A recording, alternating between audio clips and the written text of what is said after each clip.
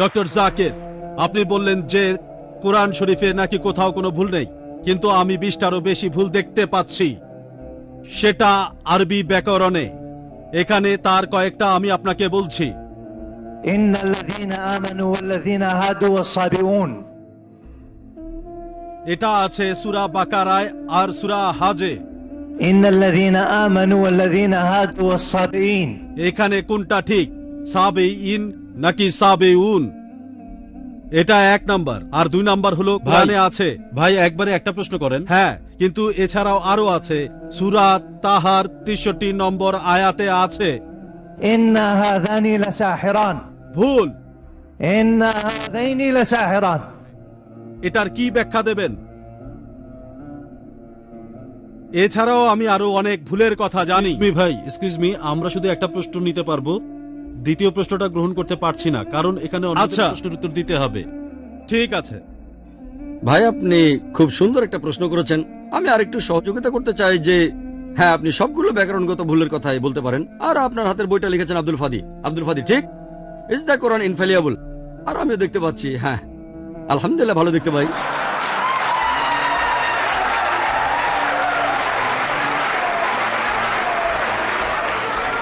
আমি এই 20টা ভুলের সবগুলোর উত্তর দেব, কারণ আমি বইটা পড়েছি। আমি সবগুলোর উত্তর দেব ইনশাল্লাহ, ইনশাল্লাহ। 1 নম্বর পয়েন্ট ভাই, 1 নম্বর পয়েন্ট। এখানে 1 নম্বর পয়েন্টটা যে আরবির সব ব্যাকরণ এসেছে কোরআন থেকেই। কোরআন হলো সর্বোচ্চ আরবি বই, যে বইটাতে সবচেয়ে উঁচু মানের সাহিত্য আছে। আরবি ভাষার সব ব্যাকরণ এসেছে কোরআন থেকেই। কোরআন হলো ব্যাকরণের মূল গ্রন্থ, আর কোরআন যেহেতু ব্যাকরণের মূল গ্রন্থ এবং সব ব্যাকরণ এসেছে কোরআন থেকেই, কোরআনে কোনো ভুল থাকতে পারে না। 1 নম্বর পয়েন্ট। 2 নম্বর পয়েন্ট, 2 নম্বর পয়েন্ট, 2 নম্বর পয়েন্ট। ব্যাপারটা এরকম যে একটা রুলার নিলেন, সেই রুলারের গায়ে দাগ কাটা আছে, তারপর বললেন যে মাপটা ভুল হয়েছে। এটা বেশ অযৌক্তিক। 2 নম্বর পয়েন্ট, আরবে আলাদা আলাদা বিভিন্ন গোত্র আছে। আপনি তো আরবি জানেন, ডক্টর উইলিয়াম ক্যাম্বেলও আমার সঙ্গে একমত হবেন যে আরবের গোত্রগুলোর মধ্যে ব্যাকরণ মাঝে মধ্যে বদলে যায়। কিছু কিছু আরবীয় গোত্রে যে শব্দটা স্ত্রীবাচক, অন্য আরেকটা গোত্রে সেই শব্দটা হয়তো পুরুষবাচক। একই শব্দ, তবে গোত্র ভেদে বদল হতে থাকে। এমনকি শব্দের লিঙ্গ বদলে যায়। তবে কি আপনি কোরআনকে সবগুলো ব্যাকরণ দিয়ে পরীক্ষা করবেন? না। আর এছাড়াও কোরআনের ভাষা এত উঁচু মানের যে এর কাছাকাছি কোনো সাহিত্য নেই। আর কোরআনের বিরুদ্ধে অনেক বই লেখা হয়েছে, ইন্টারনেটে গেলে দেখবেন 12টা ব্যাকরণের ভুল, 21টা ব্যাকরণের ভুল, আব্দুল ফাদি 20টা ব্যাকরণের ভুল। আপনার কি মনে হয় খ্রিস্টানরা এই ভুলগুলো বের করেছে? কারাই ভুল বের করেছে জানেন? কারা? মুসলিমরাই। মুসলিম পণ্ডিতরা, যেমন জামাকশারি, তারাই করেছেন। কোরআনের ব্যাকরণ এত উঁচু মানের যে কোরআনের ভাষা মাঝে মধ্যে প্রচলিত আরবির বিরুদ্ধে যায়। কোরআনের ব্যাকরণ এত উঁচু মানের, কোরআনের ব্যাকরণ এত উঁচু মানের, তারা উদাহরণ দিয়েছেন। আমিও কয়েকটা উদাহরণ দেব, এতে আপনারা সবগুলো উত্তর পেয়ে যাবেন। তারা উদাহরণ দিয়েছে, পবিত্র কোরআনেই লেখা আছে যে লূত আলাইহিস সালামের গোত্রের লোকজন সকল রাসূলকে অস্বীকার করেছিল। বলা আছে সব নবীকে অস্বীকার করেছিল। ডক্টর ক্যাম্বেল বললেন যে নূহ নবীর গোত্রের লোকজন, তারা নবীদের অস্বীকার করেছে।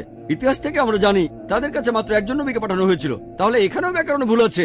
কোরআনে বলা উচিত ছিল একজন নবীর কথা, বহুবচন না। আমিও একমত, আমিও একমত। আর আমার আপনার মতো লোকের কাছে মনে হবে এটা ব্যাকরণের ভুল। কিন্তু যদি আপনারা আরবদের লেখা বইগুলো পড়ে থাকেন, কোরআনের আসল সৌন্দর্য কি?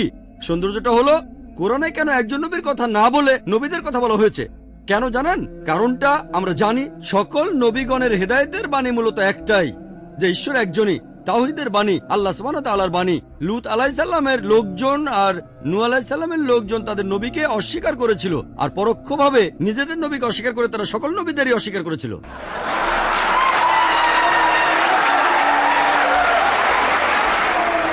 সৌন্দর্যটা দেখেন, ভাষার অলংকার দেখেন, আলহামদুলিল্লাহ। আপনার মনে হতে পারে এটা ব্যাকরণের ভুল, কিন্তু এটা ভুল নয়। একইভাবে নূর সারওয়ার নামে একজন বলেছেন যে কোরআন বলছে কুন ফায়াকুন, হওয়ার হয়ে যায়। এটা নাকি হবে কুন ফা কানা, হওয়া বললে হয়ে যেত। হ্যাঁ, আরবিতে ফার্স্ট টেন্সে কুন ফা কানা হবে, কুন ফায়াকুন নয়। কুন ফায়াকুনের আরো ব্যাপক অর্থ। বলা হচ্ছে আল্লাহ করেছিলেন, করছেন আর করবেন, অতীত, বর্তমান, ভবিষ্যৎ। Thank you doctor Naik. এরপরের প্রশ্ন করবেন সামনের মাইক থেকে, এখান থেকে ডক্টর উইলিয়াম ক্যাম্পবেলের উদ্দেশ্যে। ডক্টর উইলিয়াম ক্যাম্বেল তার লেকচারে জুলকারনাইনের কথা বললেন, কোরআনের সূরা কাহফের ৮৬ নম্বর আয়াতে আছে, আর বললেন যে জুলকারনাইন হলো আলেকজান্ডার দ্য গ্রেট। আপনি কি কোনোভাবে প্রমাণ করতে পারবেন জুলকারনাইনই হলো আলেকজান্ডার দ্য গ্রেট? আমি কথাটা ইউসুফ আলীর লেখা কোরআনের তফসিরে পড়েছিলাম। এখন এটা ইম্পর্টেন্ট না যে সেই লোক আলেকজান্ডার নাকি অন্য কেউ। এখানে ইম্পর্টেন্ট হলো সূর্য কোনো পঙ্কিল জলাশয়ে অস্তগমন করে না। কোরআনে ঠিক এই কথাটাই বলা আছে। হ্যাঁ বোন, ধন্যবাদ। এবার প্রশ্ন ডক্টর জাকিরের কাছে। আমি অনুচ্ছেদটা ঠিকমতো জানি না, তবে বাইবেলে এই কথা আছে, ইউনুস যেমন 3 দিন 3 রাত মাছের পেটে ছিলেন, একইভাবে ঈশ্বরের পুত্র 3 দিন 3 রাত পৃথিবীর ভেতরে থাকবেন। যীশুখ্রিস্ট কি বৈজ্ঞানিকভাবে ইউনুসের এই নিদর্শনটা দেখিয়েছিলেন? আপনি যে অনুচ্ছেদের কথা বলেছেন সেটা গসপেল অফ ম্যাথিউ 12 নম্বর অধ্যায়ের 38 থেকে 40 নম্বর অনুচ্ছেদ। যখন ইহুদিরা যিশুর কাছে গিয়ে বলল আমাদের নিদর্শন দেখান, অলৌকিক কিছু করে দেখান, তখন যীশু খ্রিস্ট বললেন যে তোমরা অসৎ আর ব্যভিচারী জাতি, শুধু নিদর্শন খুঁজে বেড়াও, তোমাদের কোনো নিদর্শন দেখানো হবে না শুধু ইউনুসের নিদর্শন বাদে। যেভাবে নবী ইউনুস 3 দিন এবং 3 রাত তিমি মাছের পেটের মধ্যে ছিলেন, সেই একইভাবে ঈশ্বরের পুত্র 3 দিন এবং 3 রাত পৃথিবীর বুকের মধ্যে থাকবেন। ইউনুসের নিদর্শন, নবী ইউনুসের উদাহরণ দিয়ে যিশু এক কথায় সব বুঝিয়ে দিয়েছেন। আর যদি ইউনুসের নিদর্শনটা পড়েন, বুক অব জোনা মাত্র 2 পৃষ্ঠার অধ্যায়, এটা বেশিরভাগ লোকই জানেন। যদি ভালো করে দেখেন, ইউনুস 3 দিন 3 রাত ছিলেন, কিন্তু যীশু খ্রিস্ট কতদিন ছিলেন এটা গসপেল থেকে জানতে পারি। তাকে ক্রুশবিদ্ধ করা হয়েছিল, ধারণা করা হয়, সন্ধ্যা হওয়ার পর তাকে ক্রুশ থেকে নামিয়ে একটা সমাধারে রাখা হয়। তারপর রবিবার যখন পাথরটা সরানো হলো, সমাধারটা তখন একেবারে খালি। তাহলে যীশু খ্রিস্ট সেই সমাধিতে ছিলেন শুক্রবার রাতে। তিনি সমাধিতে ছিলেন শুক্রবার রাত। শনিবার সকালে তিনি সমাধিতে ছিলেন একদিন 1 রাত। তারপর শনিবার রাতেও সেখানে ছিলেন, অর্থাৎ 2 রাত 1 দিন। 2 রাত আর রবিবার সকালে সমাধি খালি। তাহলে যীশু খ্রিস্ট সেই সমাধিতে ছিলেন 2 রাত আর 1 দিন, 3 রাত 3 দিন নয়। ডক্টর ক্যাম্বেল তার বইয়ে উত্তর দিয়েছেন যে দিনের একটা ছোট অংশ, সেটাকেও অনেকে একদিন বলে। যদি আমার কাছে কোনো রোগী আসে যে অসুস্থ ছিল শনিবার রাতে আর সোমবার সকালে, তাকে জিজ্ঞেস করলাম আপনি কতদিন অসুস্থ ছিলেন, সে বলবে 3 দিন। ঠিক আছে, মানলাম, একমত হয়ে মানলাম, আমি খুবই উদার। বললেন দিনের একটা অংশ মানে পুরো দিন, মানলাম। তাহলে শনিবার দিনের একটা অংশ পুরো দিন, রবিবার দিনের একটা অংশ পুরো দিন, মানলাম, ভালো। সোমবার দিনের একটা অংশ পুরো 1 দিন, কোনো সমস্যা নেই। যদি রোগী বলে 3 দিন, আপত্তি করব না, কিন্তু কোন রোগী কখনোই বলবে না 3 দিন আর 3 রাত। আমি চ্যালেঞ্জ করলাম। আমি আলহামদুলিল্লাহ আমি অনেক রোগী দেখেছি, এখন পর্যন্ত কোনো রোগী দেখিনি, খ্রিস্টান মিশনারিও দেখিনি যে আমাকে এভাবে বলবে। ধরলাম সে গতকালের আগের রাত থেকে অসুস্থ আর সে বলছে 3 দিন এবং 3 রাত। যীশু খ্রিস্ট শুধু 3 দিনের কথা বলেননি, যীশু খ্রিস্ট এখানে বলেছিলেন 3 দিন এবং 3 রাত। তাহলে এটা একটা গাণিতিক ভুল। বৈজ্ঞানিকভাবে যীশু খ্রিস্ট এই কাজটা করে দেখাননি। আর এছাড়াও যীশু বলেছিলেন ইউনুস যেভাবে ছিলেন ঈশ্বরের পুত্র সেভাবেই থাকবেন। ইউনুস কিভাবে ছিলেন? ইউনুস তিমি মাছের পেটে ছিলেন। কিভাবে? সেই মাছের পেটে। জীবিত না মৃত? জীবিত। যখন তাকে তীরে ফেলে দেওয়া হয় তখন জীবিত। সেই তিমি মাছের পেটে যখন সমুদ্রের মধ্যে ঘুরছিলেন, জীবিত না মৃত? জীবিত। সৃষ্টিকর্তার কাছে প্রার্থনা করলেন, জীবিত না মৃত? জীবিত। মাছটা তাকে সমুদ্রের তীরে ফেলে দিল, জীবিত না মৃত? জীবিত, জীবিত, জীবিত, জীবিত। যখন কোনো খ্রিস্টানকে জিজ্ঞেস করি সেই সমাধিকক্ষের ভেতরে যীশু খ্রিস্ট কিভাবে ছিলেন সেই সমাধারে, জীবিত না মৃত, তারা বলবেন মৃত। জীবিত? আলহামদুলিল্লাহ। আপনি কি খ্রিস্টান? যদি তিনি জীবিত থাকেন আলহামদুলিল্লাহ, তাকে ক্রুসিফাই করা হয়নি। যদি তিনি মৃত হন তাহলে নিদর্শন দেখাননি। আমার ভিডিও ক্যাসেট দেখতে পারেন, was Jesus Christ peace be upon him really crucified. আমি প্রমাণ করেছি যীশু খ্রিস্টকে ক্রুসিফাই করা হয়নি। পবিত্র কোরআনের সূরা নিসার 157 নম্বর আয়াতে উল্লেখ করা হয়েছে তারা তাকে হত্যা করেনি, ক্রুশবিদ্ধ করেও মারেনি, কিন্তু তাদের এমন মতিভ্রম হয়েছিল। ধন্যবাদ ডক্টর নায়ক। জাকির নায়কের উদ্দেশ্যে প্রশ্ন। আচ্ছা, আপনি বললেন যে আল্লাহ আলোকে প্রতিবিম্বিত করে আর তিনি হলেন নূর। আমি এটা ঠিক বুঝতে পারিনি। ভাই প্রশ্ন করেছে যে আল্লাহ এবং নূর নিয়ে। ডক্টর উইলিয়াম ক্যাম্বেলের কথার উত্তরে আমার ব্যাখ্যাটা সে বুঝতে পারেনি। পবিত্র কোরআনের সূরা নূরের 35 নম্বর আয়াতে উল্লেখ করা হয়েছে যে আল্লাহ হলেন নূর আস সামাওয়াতি ওয়াল আরদ। তিনি আকাশমণ্ডলী আর পৃথিবীর জ্যোতি, তিনি হলেন আলো। পবিত্র কোরআনের এই জ্যোতি শব্দের অর্থ প্রতিবিম্বিত আলো, ধার করা আলো। আর ভাই প্রশ্ন করেছে আল্লাহরও কি ধার করা আলো আছে কিনা। এই আয়াতের বাকি অংশটা পড়লে উত্তরটা পাওয়া যাবে। বলা আছে তার জ্যোতি যেন দীপাধার, যার মধ্যে আছে একটি প্রদীপ, প্রদীপের নিজস্ব আলো থাকে।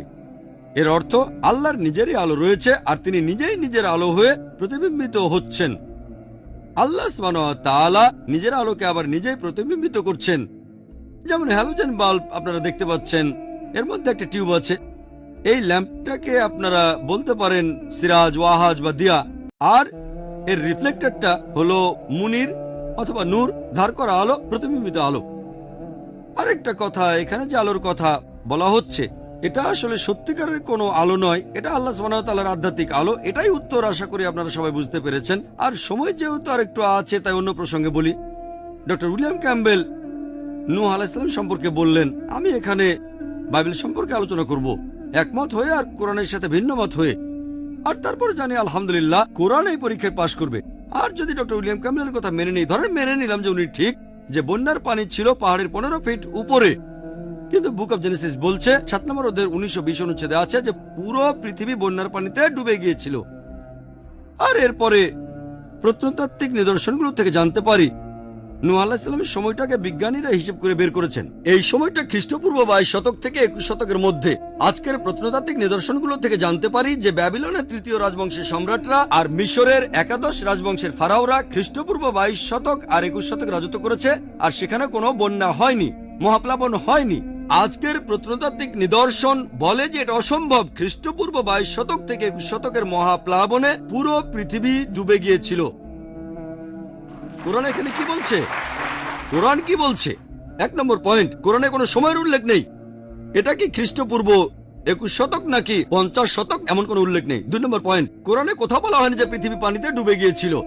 এখানে বলা হয়েছে নূহ আলাইহিস সালাম আর তার কওমের লোকজনের কথা, তার গোত্রের কথা।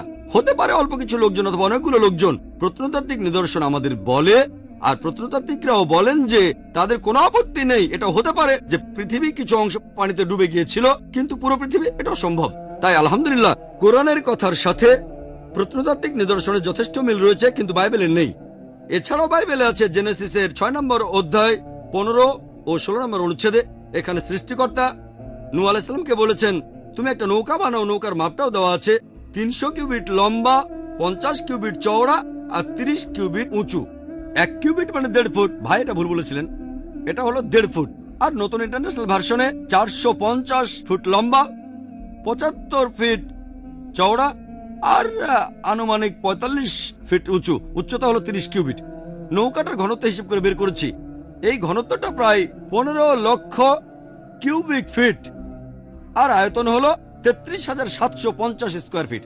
আর বাইবেল বলছে নৌকায় 3 তলা ছিল, 1 তলা, 2 তলা, 3 তলা। তাহলে 3 দিয়ে গুণ করলে পাবেন 1,01,250 স্কোয়ার ফিট। এটা হলো আয়তন। চিন্তা করেন, পৃথিবীর প্রত্যেকটা প্রাণীর এক জোড়া করে সেই নৌকায় উঠেছিল, যেটার আয়তন 1,01,250 স্কোয়ার ফিট। চিন্তা করেন, এটা কি সম্ভব? পৃথিবীতে লক্ষ লক্ষ প্রাণী আছে। যদি বলি এই অডিটোরিয়ামে আজকে 10 লক্ষ মানুষ আছে, বিশ্বাস করবেন? আমার মনে আছে গত বছরের কথা, কেরালাতে একটা লেকচার দিয়েছিলাম, সেখানে 10 লক্ষ লোক এসেছিল। সেটাই ছিল আমার সবচেয়ে বড় সমাবেশ, আলহামদুলিল্লাহ। 10 লক্ষ মানুষ। আমি মানুষজনের শেষ দেখি না, সেটা কোনো অডিটোরিয়ামে হয়নি, হয়েছিল একটা বড় বিচে। সবাইকে দেখতে পাচ্ছিলাম না, শুধু সামনের কয়েকজনকে দেখেছিলাম। সেখানে 10 লক্ষ মানুষ ছিল। আপনারা ভিডিও ক্যাসেট দেখলে বুঝবেন 10 লক্ষ আসলে কত বিশাল। যেমন আরাফাতের ময়দানে হজের সময় 25 লক্ষ লোক একত্রিত হয়, কিন্তু 1,01,250 স্কোয়ার ফিটের মধ্যে অথবা 15 লক্ষ কিউবিক ফিটের মধ্যে এটা কোনোভাবেই সম্ভব না। আর এভাবে সবাই 40 দিন সেখানে ছিল, খাচ্ছে, প্রকৃতিটাকে সাড়া দিচ্ছে। যদি বলি এখানে 10 লক্ষ মানুষ আছে, বিশ্বাস করবেন? তাই নিরপেক্ষভাবে বলতে গেলে বাইবেলের মধ্যে বেশ কিছু বৈজ্ঞানিক ভুল আছে। আমার প্রশ্ন ডাক্তার জাকির নায়েকের কাছে। খ্রিস্টানরা বৈজ্ঞানিকভাবে ট্রিনিটি ব্যাপারটার ব্যাখ্যা দেওয়ার চেষ্টা করে। এখানে তারা উদাহরণ হিসেবে বলে পানির কথা। পানি 3 আকারে থাকতে পারে, কঠিন, তরল আর বায়বীয়। তার মানে হতে পারে বরফ, পানি বা বাষ্প। একইভাবে একজন ঈশ্বর হলেন 3 জন মিলে একজন, অর্থাৎ পিতা, পুত্র ও পবিত্র আত্মা। এই ব্যাখ্যাটা কি বৈজ্ঞানিকভাবে সঠিক? আপনার উত্তরটা দেওয়ার আগে আমি একটা কথা বলে নেই। আমরা ঈশ্বরকে পরীক্ষা করব না, ঈশ্বরকে পরীক্ষায় ফেলবো না। এখানে ঈশ্বরকে পরীক্ষা করছি না, পরীক্ষা করতে চাচ্ছি মানুষকে। আমরা ঈশ্বরকে পরীক্ষা করব না, তবে আপনাকে পরীক্ষা করছি। ঈশ্বর কথা দিয়েছেন যে কোনো বিশ্বাসী যদি বিষ পান করে সে তাহলে মরবে না, সে বিদেশি ভাষায় কথা বলতে পারবে। ঈশ্বরকে পরীক্ষা করছি না, ঈশ্বর ঠিক বলেছেন, তিনি নিশ্চিত করবেন যাতে বিশ্বাসীরা কথা বলতে পারে। আমরা পরীক্ষা করছি আপনি বিশ্বাসী কিনা। এবারে প্রশ্নে আসি। বোন বললেন যে অনেক খ্রিস্টানই বলেন যে বৈজ্ঞানিকভাবে তারা ট্রিনিটির ধারণা প্রমাণ করতে পারবে। যেমন ধরেন, পানি 3 অবস্থায় থাকে, কঠিন, তরল আর বায়বীয়, অর্থাৎ বরফ, পানি আর বাষ্প। একইভাবে ঈশ্বর থাকেন 3 অবস্থায়, পিতা, পুত্র, পবিত্র আত্মা। এর উত্তরে কি বলবো? আর এটা কি বিজ্ঞানসম্মত? বৈজ্ঞানিকভাবে আমি মেনে নিচ্ছি যে পানি 3 অবস্থায় থাকে, কঠিন, তরল, বায়বীয়, বরফ, পানি আর বাষ্প। কিন্তু বৈজ্ঞানিকভাবে এটাও জানি যে পানির উপাদান সবসময় একই থাকে, H2O, হাইড্রোজেনের 2টো আর অক্সিজেনের 1টা পরমাণু থাকে। উপাদানের পরিবর্তন হয় না, পানির উপাদান একই থাকে, শুধু আকৃতির পরিবর্তন হয়। কোনো সমস্যা নেই। এখন আমরা ট্রিনিটির ধারণা দেখব। ট্রিনিটির ধারণা, পিতা, পুত্র, পবিত্র আত্মা। এখানে বদলাচ্ছে আকার। আচ্ছা, তর্কের খাতিরে মেনে নিলাম, উপাদানটা কি বদলাচ্ছে? ঈশ্বর আর পবিত্র আত্মা রক্তমাংসের নয়, আর মানুষ তৈরি হয় রক্তমাংস দিয়ে। উপাদান এক নয়। মানুষের খাওয়ার দরকার হয়, ঈশ্বরের কখনো কিছু খাওয়ার দরকার নেই, তারা এক উপাদানের নয়। আর যীশুখ্রিস্ট এই কথাটার প্রমাণ দিয়েছেন নিজেই গসপেল অফ লুক 24 নম্বর অধ্যায়ের অনুচ্ছেদ 34 থেকে 39-এ। যিশু বলেছেন যে আমার হাত পা দেখো, আমাকে স্পর্শ করে দেখো, কারণ আত্মার অস্থি মাংসের শরীর থাকে না। তিনি বলেছেন আমাকে স্পর্শ করে দেখো, আমার হাত পা দেখো, আত্মার অস্থি মাংসের শরীর থাকে না। যিশু হাত বাড়িয়ে দিলেন, শিষ্যরা দেখলো, তার আনন্দে উৎফুল্ল হলো। তিনি তাদের বললেন, তোমাদের কাছে কি খাওয়ার মতো কিছু আছে? তারা তাকে ভাজা মাছ আর মধু এনে খেতে দিল। যিশু খেলেন কি প্রমাণ করতে? তিনি ঈশ্বর। এই জন্য যে তিনি ঈশ্বর না, খাবার খেলেন। অস্থিমাংসের শরীর, আত্মার অস্থিমাংসের শরীর থাকে না। এটাই প্রমাণ হয় যে পিতা, পুত্র আর পবিত্র আত্মার উপাদানগুলো এক নয়। পিতা, যীশুখ্রিস্ট আর পবিত্র আত্মা সব মিলিয়ে সৃষ্টিকর্তা। আর ট্রিনিটির এই মতবাদ, এই ট্রিনিটি শব্দটা বাইবেলের কোন জায়গায় খুঁজে পাবেন না। ট্রিনিটি শব্দটা বাইবেলে নেই, কিন্তু কোরআনের শব্দটা আছে। পবিত্র কোরআনের সূরা নিসার 171 নম্বর আয়াতে উল্লেখ করা হয়েছে, ওয়ালা তাকুলু সালাসা, তোমরা ট্রিনিটি বলো না, ইনতাও খায়র লাকুম, এটাই তোমাদের জন্য কল্যাণকর। এছাড়াও পবিত্র কোরআনের সূরা মাইদা 73 নম্বর আয়াতে উল্লেখ করা হয়েছে, লাকাদ কাফারাল্লাযিনা ক্বালু ইন্নাল্লাহু সালিসু সালাসা, তারা কুফরি করছে, ধর্মের অবমাননা করছে, যারা বলে যে আল্লাহ তো 3-এর মধ্যে একজন, 3 স্রষ্টার একজন। আর ঈসা আলাইহিস সালাম কখনোই বলেননি যে তিনি ঈশ্বর। ট্রিনিটির এই মতবাদ বাইবেলের কোথাও নেই। একমাত্র যে অনুচ্ছেদটা ট্রিনিটির কাছাকাছি আসতে পারে সেটা হচ্ছে ফার্স্ট এপিস্টল অফ জনের 5 নম্বর অধ্যায়ের 7 অনুচ্ছেদ।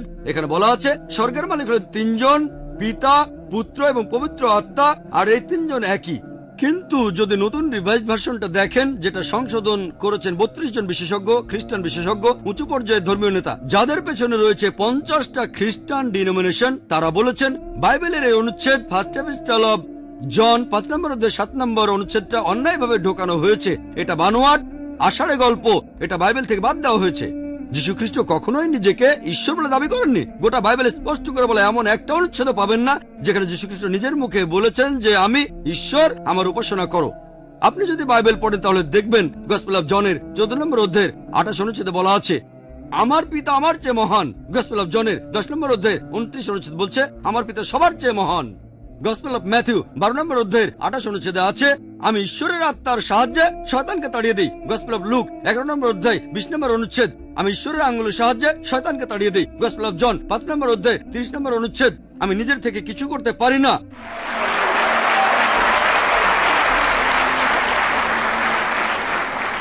আমি নিজের থেকে কিছুই করতে পারি না। আমি যেমন শুনি তেমন বিচার করি, আর আমার বিচার ন্যায্য, কারণ আমি আমার ইচ্ছা পূরণ করি না, পিতার ইচ্ছা পূরণ করি।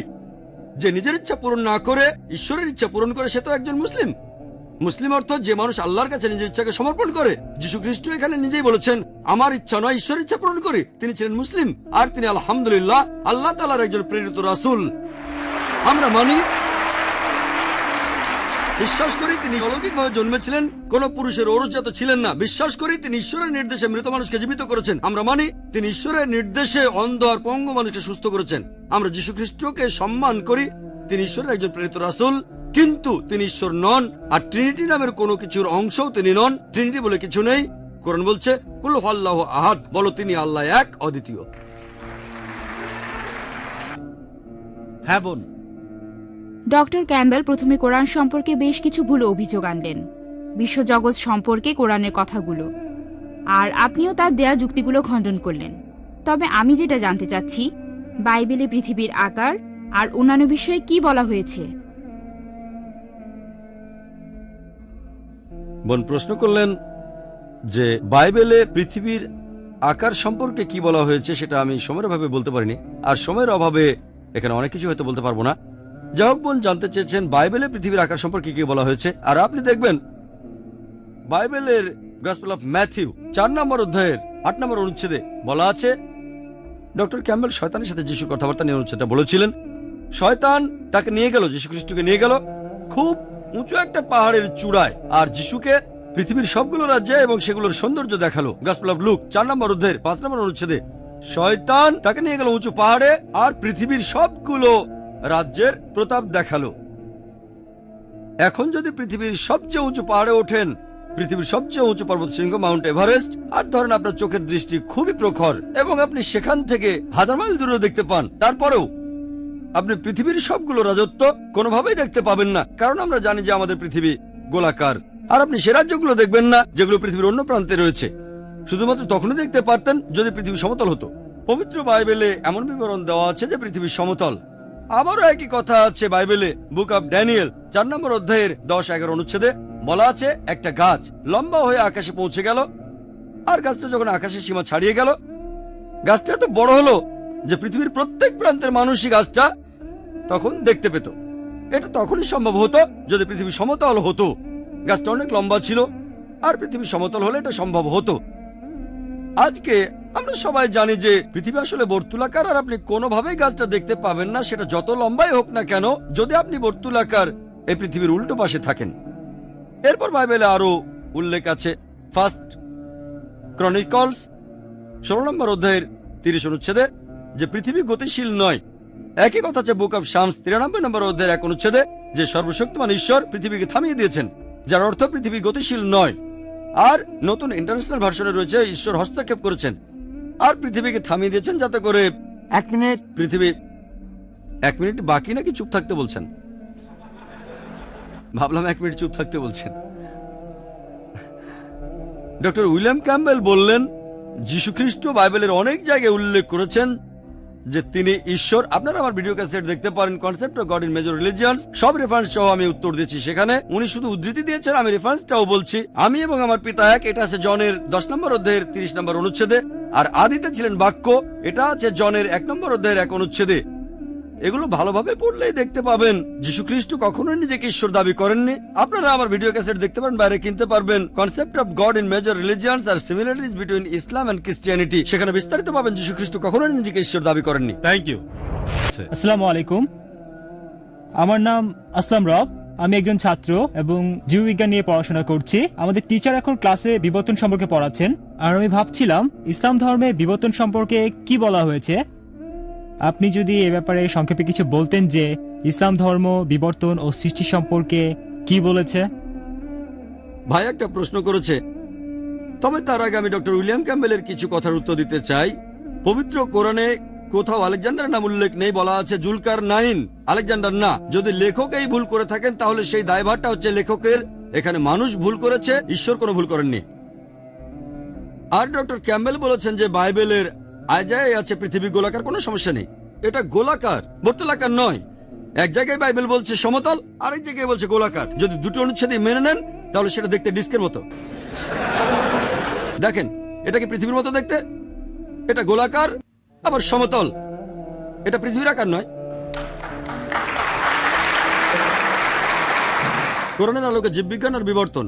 ভাই এখানে দুটো প্রশ্ন করেছেন, আমি জানি না দুটোর উত্তর দিতে পারবো কি না। আচ্ছা দেখা যাক, কোনটা প্রথমটা না দ্বিতীয়টা, জীববিজ্ঞান না বিবর্তন? একটার উত্তর দেন, বিবর্তনটাই ভালো হবে। প্রশ্নটা বিবর্তনের উপর তাই বিবর্তন নেই বলেন। প্রশ্ন দুটো, প্রথমে জীববিজ্ঞান পরে বিবর্তন। 10 মিনিট সময় দিলাম, দুটোর উত্তর দিতে পারবো। আপনি 5 মিনিট সময় পাবেন, এর মধ্যে উত্তর দেন। আচ্ছা ঠিক আছে, আমি চেয়ারপারসন মিস্টার স্যামুয়েল নামানের কথাই মেনে নিচ্ছি, শুধু বিবর্তনের কথাই বলবো। বিস্তারিত জানতে আমার ভিডিও ক্যাসেট দেখবেন, কোরআন অ্যান্ড মডার্ন সায়েন্স। আমরা যখনই বিবর্তনের কথা বলি বেশিরভাগ লোকই ডারউইনের থিওরির কথা বলে। চার্লস ডারউইন সমুদ্র ভ্রমণে গিয়েছিলেন বিগল নামে একটি জাহাজে, আর তিনি গ্যালাপাগোস নামে একটি দ্বীপে গিয়েছিলেন, সেখানে অনেক পাখিকে খুঁটে খেতে দেখে লক্ষ্য করলেন যে পাখিগুলোর ঠোঁট লম্বা। তখনই তিনি প্রাকৃতিক নির্বাচনের কথা ভেবেছিলেন। আর থমাস থমটন নামে এক বন্ধুকে চিঠি লিখেছিলেন, এটা 19 শতকের কথা। তিনি লিখেছিলেন, এই প্রাকৃতিক নির্বাচনের পক্ষে কোনো প্রমাণ আমার হাতে নেই, কিন্তু এই থিওরিটা থাকলে আমি প্রজননবিদ্যা সহ আরো অনেক কিছুর ব্যাখ্যা করে দেখাতে পারবো। ডারউইনের থিওরি আসলে প্রমাণিত সত্য নয়, এটা শুধু একটা থিওরি। আমি আমার লেকচারের শুরুতে পরিষ্কার করে বলেছিলাম, কোরআন কোন থিওরির বিপক্ষেও যেতে পারে, কারণ থিওরি পথ বদলাতে পারে, কিন্তু কোরআন কোনো প্রতিষ্ঠিত সত্যের বিরুদ্ধে যাবে না। আর স্কুলে আমাদের শেখানো হয়েছে ডারউইনের থিওরি একটা বৈজ্ঞানিক সত্যি, এটা ঠিক নয়। এই থিওরির পক্ষে কোনো প্রমাণ নেই, এখানে অনেক ফাঁক আছে। আর কেউ কেউ বন্ধু বা সহকর্মীদের সাথে ঠাট্টা করে একথা বলে যে তুমি যদি ডারউইনের সময় পৃথিবীতে থাকতে তাহলে ডারউইনের থিওরিটা প্রমাণ হয়ে যেত। আসলে তাকে বলা হচ্ছে দেখতে বাঁদরের মতো। ডারউইনের থিওরিতে অনেক ফাঁক আছে। আর আমি মানুষের পূর্বপুরুষদের কথা জানি, হোমিনিড, তারপর লুসি, অস্ট্রালোপিথেকাস, তারপরে হোমো ইরেক্টাস, নিয়ান্ডারথাল ম্যান, ক্রো ম্যাগনান। আরো জানতে আমার ভিডিও ক্যাসেট দেখতে পারেন। মলিকিউলার বায়োলজিতে ফ্রান্সিস ক্রেগের কথা অনুযায়ী এটা একেবারে অসম্ভব যে পৃথিবীতে মানুষ বাদর থেকে এসেছে। ডিএনএ কোডিং বলে অসম্ভব। আমার ভিডিও ক্যাসেট দেখতে পারেন, সেখানে বিস্তারিত আছে। কিছু ব্যাপারে আমার কোনো আপত্তি নেই। জীববিজ্ঞানের ব্যাপারে পবিত্র কোরআনে সূরা আম্বিয়া 30 নম্বর আয়াতে উল্লেখ করা হয়েছে যে وجعلنا من الماء كل شيء है أفلا يؤمنون। আমি প্রাণবান সবকিছু সৃষ্টি করলাম পানি হতে, তবু কি তারা ঈমান আনবে না? আজকে আমরা জানি যে পৃথিবীর সব প্রাণীর প্রাথমিক উপাদানে কোষের মধ্যে সাইটোপ্লাজম আছে, এর 90% হলো পানি। পৃথিবীর সব ধরনের প্রাণীর শরীরে আনুমানিক 50 থেকে 90% হচ্ছে পানি। চিন্তা করেন, আরবের সেই মরুভূমিতে কে ভাবতে পারতো যে সব প্রাণী পানি দিয়ে তৈরি? কোরআনে কথা বলেছে 1400 বছর আগে। ধন্যবাদ ডক্টর নায়েক। ধন্যবাদ। ধন্যবাদ ডক্টর নায়েক।